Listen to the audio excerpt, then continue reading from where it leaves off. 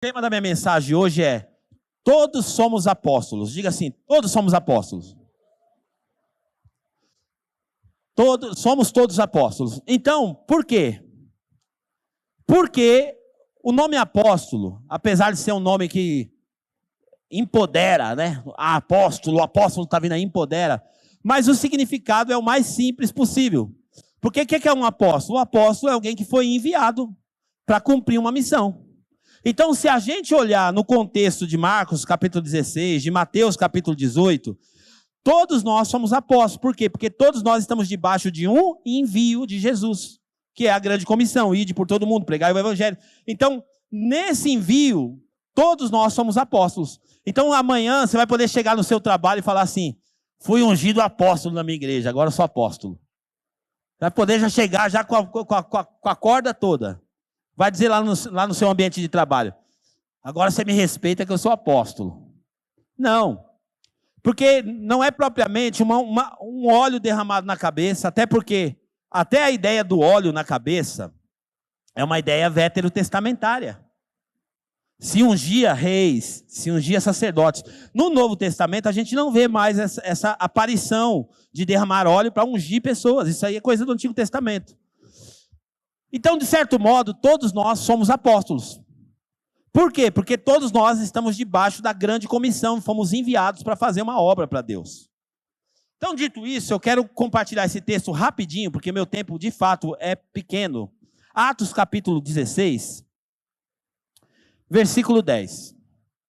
Então, o que é um apóstolo? Um apóstolo é aquele que está incumbido de uma missão, está sendo enviado para fazer uma missão. A Bíblia vai dizer para nós, Atos 16, versículo 6, por favor, versículo 6. Paulo e seus companheiros viajaram pela região da Frígia e da Galácia, tendo sido impedidos pelo Espírito Santo de pregar a palavra de Deus na província da Ásia. Então você nota aqui que Paulo estava com um planejamento. Qual que era o planejamento? Vou para a Ásia para pregar a palavra. Quero pregar a Bíblia lá na Ásia.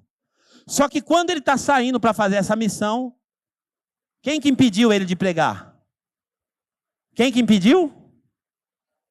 Não foi o diabo, não? Não foi o diabo. Foi o Espírito Santo que impediu ele. Falou assim: não, Paulo, você não vai pregar na Ásia. Só que Paulo ainda insistiu. Continua.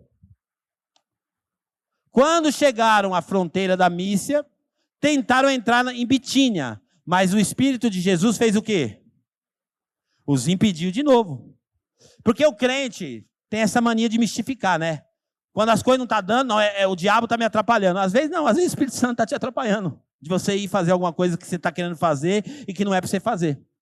Então ele queria pregar na Ásia, mas o Espírito Santo, que conhece o futuro, estava tentando comunicar com eles que a Ásia não era o melhor lugar para ir pregar.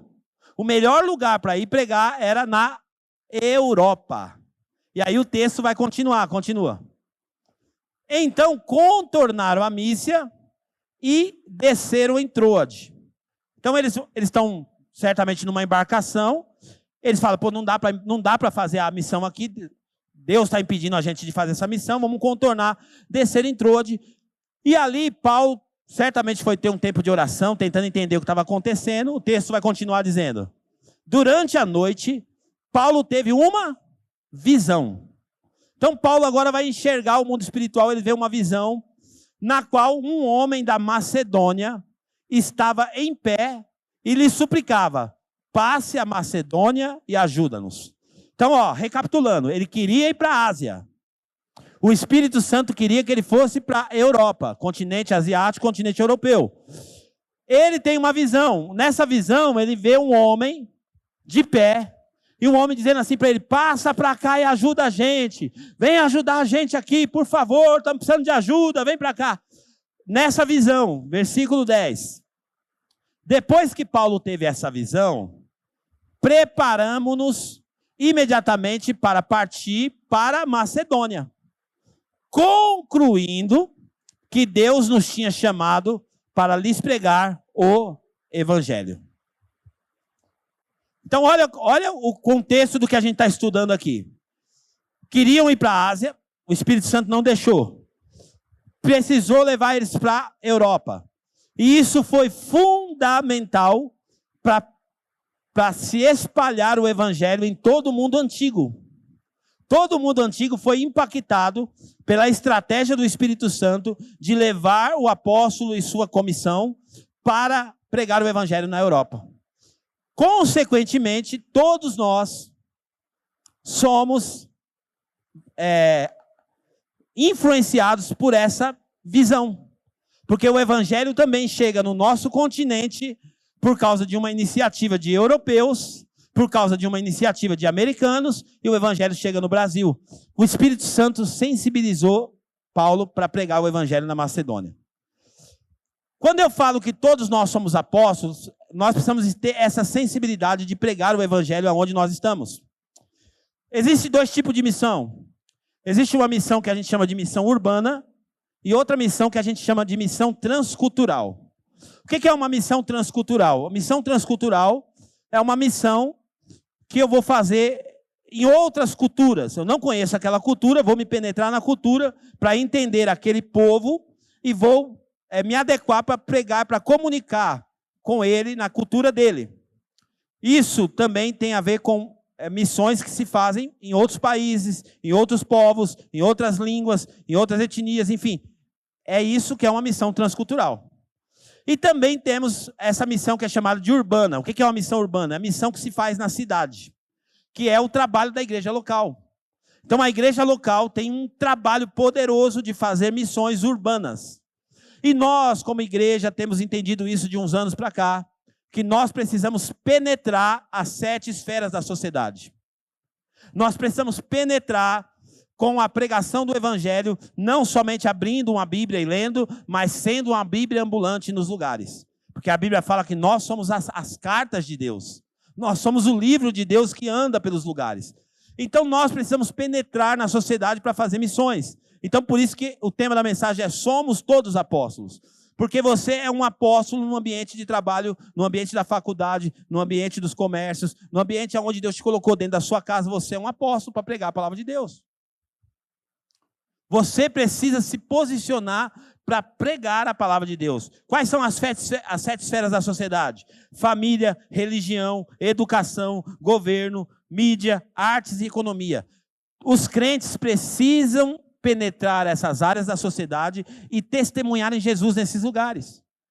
Alguém perguntou para mim um dia, pastor, por que a igreja Templo Vivo não tem culto na semana?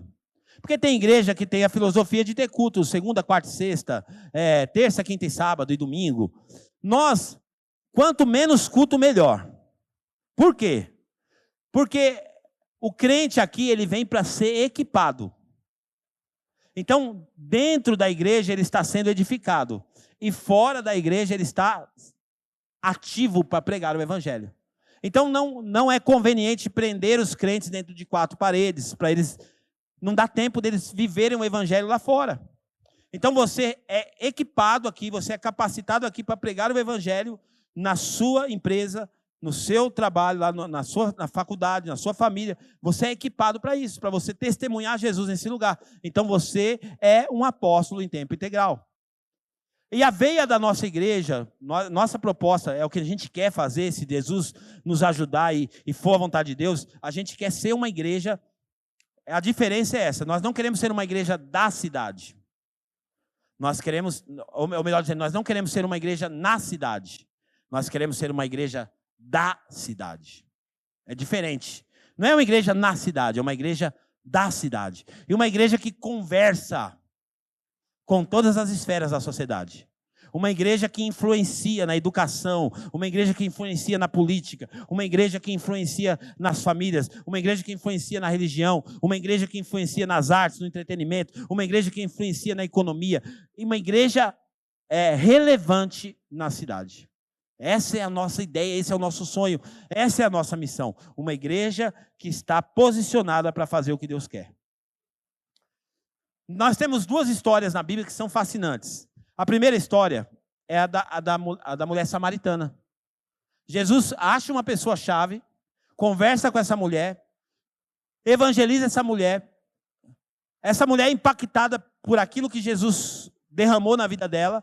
Ela sai dessa conversa com Jesus e ela vai até a cidade, missão urbana. Ela vai até a cidade e ela traz a cidade para Jesus. Olha que forte isso.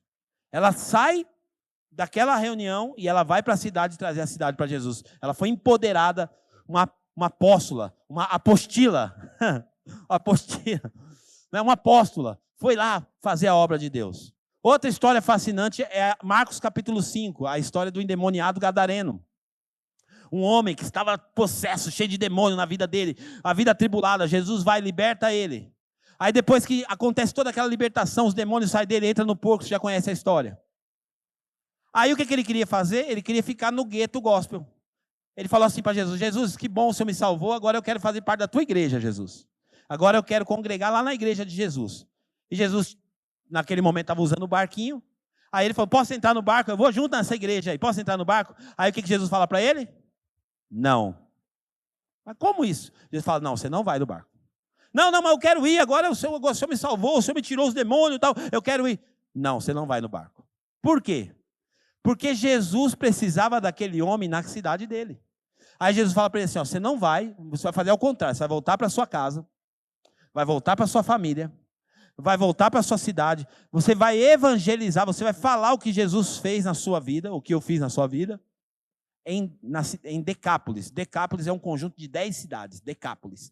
Você vai em 10 cidades, você vai usar a sua influência, o seu testemunho para impactar não só a sua cidade, mas as cidades circunvizinhas, as cidades que fazem parte aí do seu convívio. Então, ser um apóstolo em tempo integral é isso. Você não precisa receber um óleo na cabeça, você não precisa ser uma unção, você não precisa sair um título aqui, comprar um sapatão, comprar um terno vermelho, comprar um sapato como alemão com bicão assim, sabe, bonitão, engraxado aqui e tal. Nada disso. Para ficar um anelzão no dedo, ficar todo vaidoso, porque aí você arruma o cabelo, faz um corte diferente. Tudo. Não, não é isso.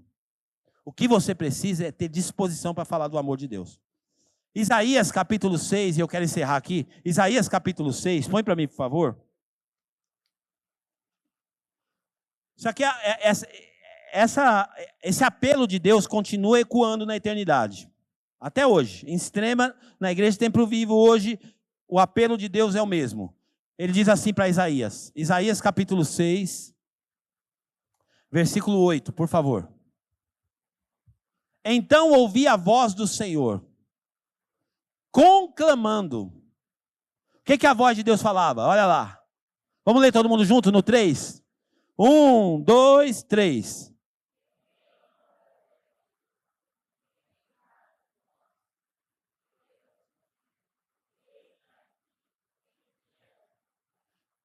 Você percebeu? Deus está conclamando missões. Deus está falando: quem que eu vou enviar? Quem é que vai para essa missão? Quem é que vai participar das missões?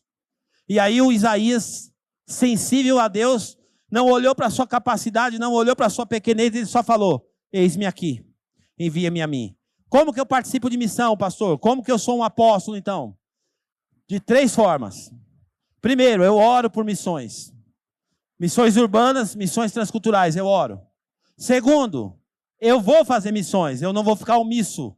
Eu vou aproveitar o meu tempo, eu sou um apóstolo em tempo integral, no meu trabalho eu vou falar de Jesus, na faculdade eu vou falar de Jesus, no mercadinho eu vou falar de Jesus, na padaria eu vou falar de Jesus. Terceiro, como que eu participo de missões? Ofertando. Colocando o meu dinheiro à disposição para ganhar almas para Jesus. O meu dinheiro vai servir para ganhar pessoas para Jesus. Quem já assistiu aquele filme chamado A Lista de Schindler? Quem já assistiu? Quem não assistiu deveria assistir, é muito bom. Porque esse filme fala de um homem que, se eu não me engano, acho que na Segunda Guerra Mundial, ele comprava judeus para salvar os judeus da morte. E aí tem uma cena do filme que é tão forte que ele fala assim: se eu tivesse mais dinheiro, se eu tivesse mais, eu poderia comprar muito mais pessoas. E termina o filme ele meio que frustrado, porque ele olhou para a sua riqueza, ele olhou para a sua materialidade, e ele ficou assim pensando: poxa, esse broche, esse anel, esse cinto, tudo isso aqui representa o valor de uma vida. Eu podia ter usado os meus recursos para ganhar vidas para Jesus. Então, coloque o seu dinheiro à disposição do reino de Deus também. Invista em missões. Invista na igreja local para fazer missões urbanas. Quando tiver um apelo missionário que nós teremos hoje para missões transculturais, invista, porque é importante você participar disso.